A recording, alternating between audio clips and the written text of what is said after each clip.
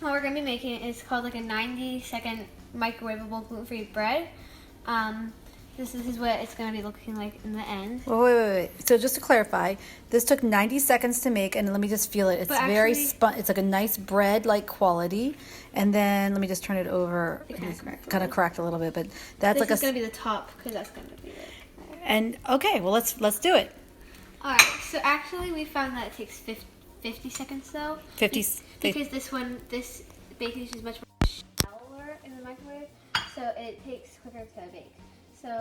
Cook in the microwave.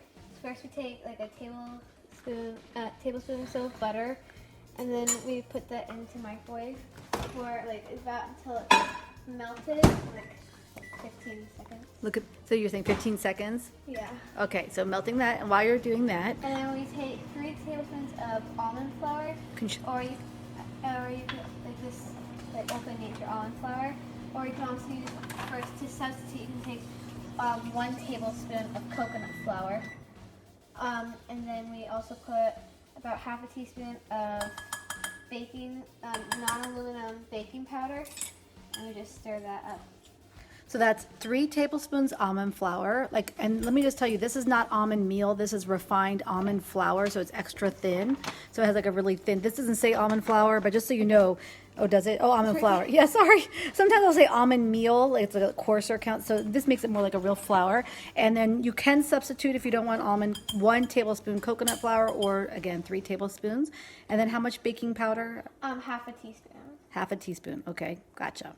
So you've mixed that together. And do you need your margarine, your butter, next, or no? No, then we put 1 egg in, and we stir that up. And then after that, we add our I can get the butter out if you want. okay. We add our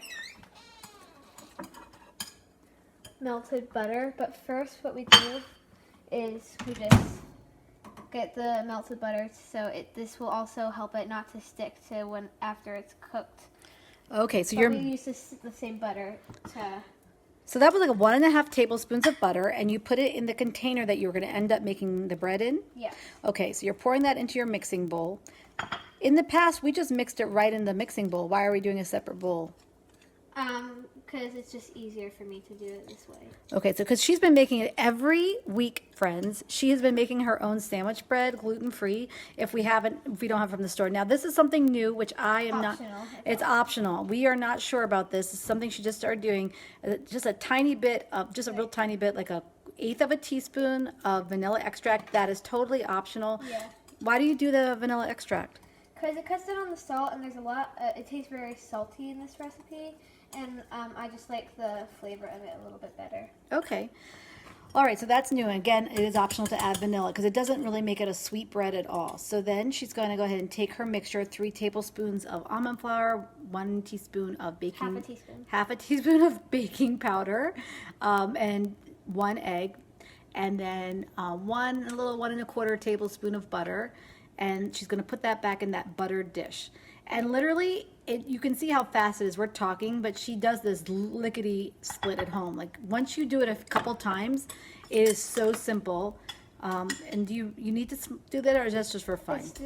You should smooth it out and level it, just so it bakes a whole lot easier. And then what do you do? And then you put it in the microwave.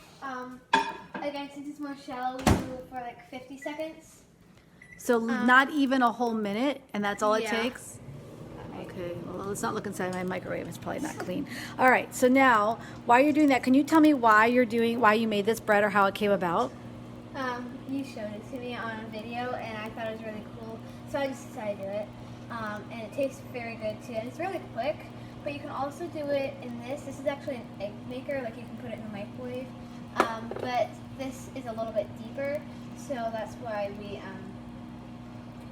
this one would cook for a little bit longer. Like 90 seconds. So these are like these things you can buy at Target. Ew, gross. Okay, never mind. Anyway, they're really thick. You put the egg and such, you grease it. It is plastic. It is plastic. So we used to use it a lot, but now we don't. we're trying to cut away a little bit from plastics, but we still use it in a pinch. But what is nice is it's a little bit smaller, so we could cut this once it cools. We can cut it in half lengthwise, so it makes like 2 sandwich breads, really thin.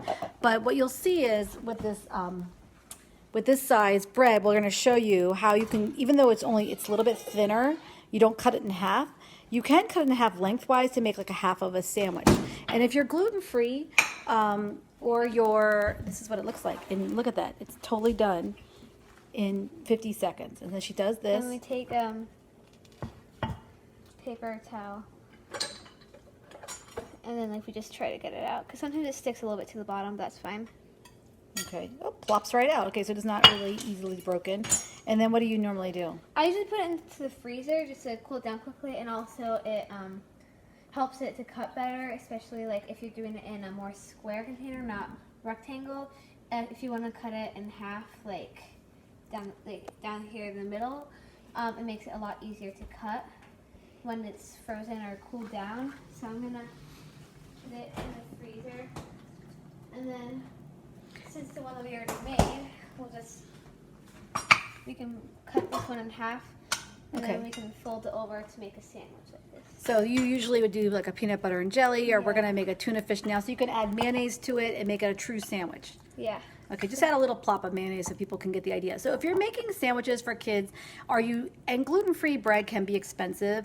Like this is a very, very cost-effective, quick way. Like let's say on a Thursday, Friday morning, you've run out of bread. So even if you're not gluten-free, this is a great thing to have because you can just like make it turn it the other way, like cut edges. Oh yeah, you do whatever you want. I love that. I don't care. Yeah, no, that's good. So there you go. And then you can pack a sandwich, and she would pack this every week and put this in her little Planet box or her little lunch.